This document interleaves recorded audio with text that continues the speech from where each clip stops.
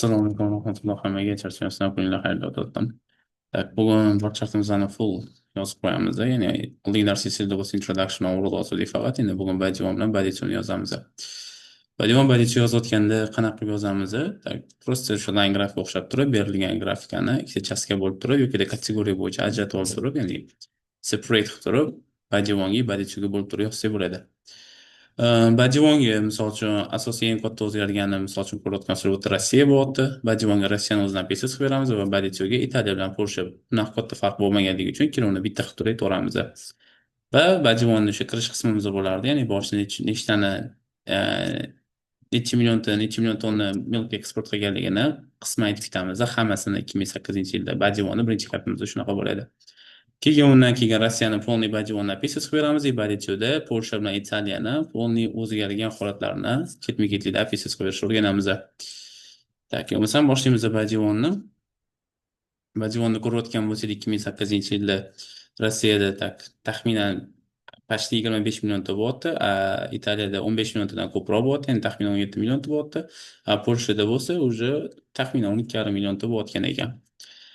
Okay, in 2008 yilda aytamiz, что Russia exported about 24 million tons of milk qilib turib qo'yamiz. Exiting natijada ko'rayotgan bo'lsanglar, natijada Italiya bilan Polshadan ancha kattaroq rezultat ko'rsatyapti. O'sha exiting bilan beramiz. Exiting degani oshib ketgan holatda, ya'ni ko'proq ko'rsatgan holatda degan ma'no bildiradi. Aytilishicha eksportlaridan qanchaga ko'proq bo'lyapti? Hisoblaydigan bo'lsak, o'shanda, например, mana 24 bo'ladigan bo'lsak, mana например 17 bo'ladigan bo'lsa, taxminan 7 milliontaga ko'proq bo'layotgan ekan. By roughly 7 million tons deb turib qo'yamiz. And doubling the amount exported by Poland. Va ko'rayotgan bo'lsanglar, bittada to'g'ri birinchi gapimizda Rossiya o'sha taxminan 24 millionta tonna milk eksport qilgan. Exiting Italiyadan, ya'ni 7 milliontaga ko'proq bo'lgan holatda deb turib aytyapmiz. Va bundan keyin aytamiz, что doubling the amount degani, ya'ni 2 barobar ko'proq bo'lgan. Napример, 24 mana taxminan 12 million bo'lsa, Polshaga qaraganda 2 million ko'proq bo'lyapti. And doubling the amount exported by Poland, ya'ni Polandga qaraganda 2 barobarga nima bo'lgan, ko'proq bo'lgan turib, birinchi gapimizdan, ya'ni boshida 2008-yil statistikani aytib berdik. Undan keyin уже bo'ldi polniy Rossiyani davr oxirigacha bo'lgan o'zgarishdagi trendlarni bitta-bitta aytib ketamiz. Aytsa bo'ladi, что Russian exports then rose sharply, reaching approximately 29 million tons in 2009. И вот ko'rayotgan bo'lsanglar, bundan keyin уже shu bo'lsa ancha qulay bo'ladi. Вот bundan keyin ko'rayotgan bo'lsanglar, уже nima qilyapti? Bu 29 million 2009-yilga kelib 29 milliongacha ko'tarilib ketyapti. Mana qilib aytamiz, что sal kompleksroq qilish eng yuqori nuqta, ya'ni 2010-yili 40 millionga chiqishidan oldin aytib beramiz. Ya'ni ko'tarildi, then again increase demaymiz, sal boshqacha struktura qilish before peaking at 40 million tons deb turib qo'yamiz. Вот ko'rayotgan bo'lsanglar, birinchi gapim, ikkinchi gapimiz bo'ldi badivonda, ya'ni mana Russian eksportlari keyin nima qilyapti? Sharply ko'tarilyapti, reaching approximately taxminan 29 millionga chiqqan holatda. Before, ya'ni 2010-yili peaking degani bu eng yuqori nuqta, peakiga chiqdi degani. Ya'ni 40 millionga peakiga chiqishidan oldin, 2010-yili ochiqishidan oldin 2009-yili taxminan 29 million ko'tarilgan bo'lyapti. Va aytsak bo'ladi, что aytamiz, keyin undan keyin ko'rayotgan bo'lsanglar nima bo'lyapti? Tushib ketyapti, ya'ni darsi tushib ketyapti. Aytsak bo'ladi, что birinchi bo'lib nima qilgan? 33 millionga tushgan, keyin undan keyin necha million bo'lyapti? Taxminan 29 millionga tushgan desak bo'ladi. Ya'ni 28 millionga tushgan desak bo'ladi. Yokida 33 7 ko'rayotgan bo'lsangiz mana bu yerda 7 million bo'lyapti. Tak. 34 bo'ladigan bo'lsa 6 million, yana 6 million yokida desa bo'ladi. Umumiy 2012-yilgacha har yili 6 milliongacha kamayib ketgan turib qo'ysak bo'ladi. Endi aytamiz, что by 2012 the trend of experts in Russia experienced a continuous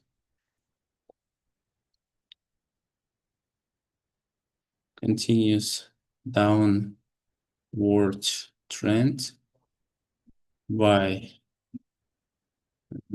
almost 6 million tons each year.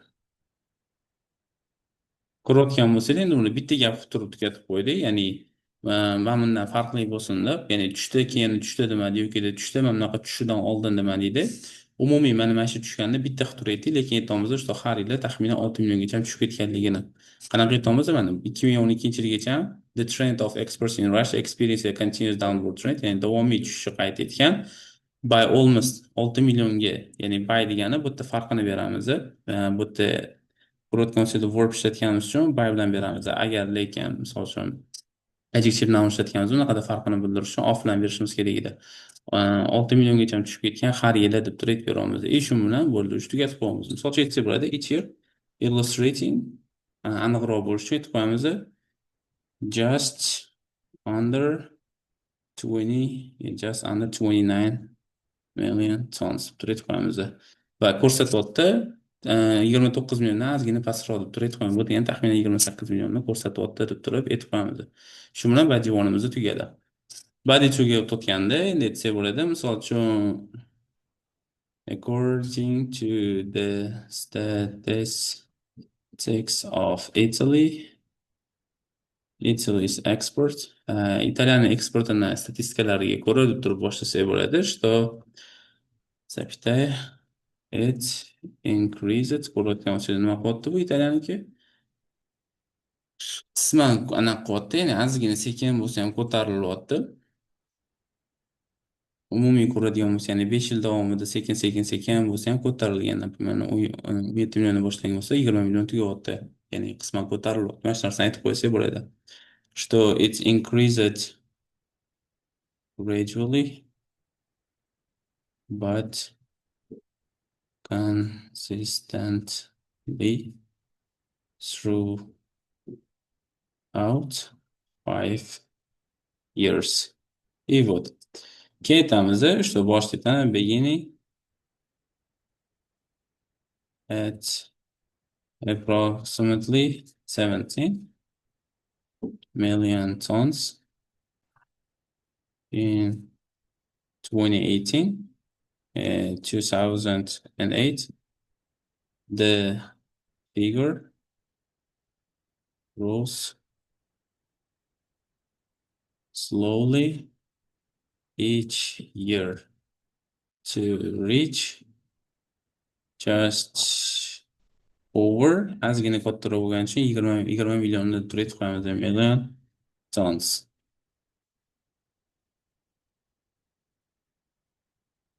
At the end of the period deb turib qo'shamiz, ustida aniqroq bo'lishi. И вот ko'rayotgan bo'lsanglar, bu nima qilamiz, уже italiyanikini aytib beramiz.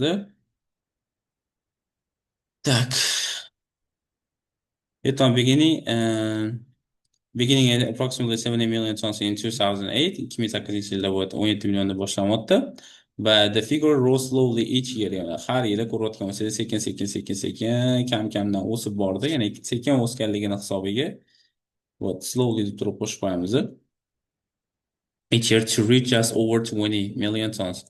Va sekin borib oxirida nima qilyapti? Ya'ni просто 20 milliondan ozgina balandroq bo'lgan statistikani qayd etyapti. At the end of the period turib qo'shib qo'yamiz. Ama worddan keyin slowly qachon qo'yiladi, qachon masalan rapidly qo'yiladi, qachon dramatically qo'yiladi, shu narsani vokablarni Telegram kanalimga tashlab qo'yaman, shu yerdan topib olsangiz bo'ladi. Va oxirida уже Polshaning statistikasi qolib ketdi. Mana shu narsani Italiya bilan birga yozayotganimiz uchun compare futurist, range futurist ochirsak bo'ladi. In contrast deb boshlasak bo'ladi. Ya'ni in contrast degani to compare degani. Poland exportslari markedly from 12 million tons in 2008 to a low of about 6 million tons in 2010. Ko'rayotgan bo'lsak, Poland exports fell markedly from 12 million tonsdan import qilayotgan mana Polandga nima bo'lyapti? Taxminan 12 milliondan tushib ketyapti. 2010 yil necha yilgacha tushib ketyapti? Nechaga tushib ketyapti? Вот 2012 milliondan 2008 yilda tushib ketdi. To a low about, to low of about degani well under sinonim hisoblanadi. Just under sinonim hisoblanadi. И вот 6 milliondan pastroqqa tushyapti. 5 million deb aytamiz, chunki 5 milliondan sal kattaroq. To low of about 6 million tons in 2010. И вот undan keyin o'sha ko'rayotgan bo'lsangiz ko'tarilib ketyapti. Before recovering a steadily before recovering steadily okay, so to nearly 14 million tons in 2012 turib tugatib qo'yamiz. И вот ko'rayotgan bo'lsanglar, undan keyin o'sha nima qilyapti? Recovering degani bu nima recovering ishlatamiz? Chunki mana tepadan pastga tushib, yana qaytib tepaga chiqyapti. Shunaqa holatda recovering ishlatsanglar bo'ladi. Ya'ni bu o'zini tiklab olish yoki yana qaytadan o'sish degan ma'noni bildiradi. Просто increasing o'rniga.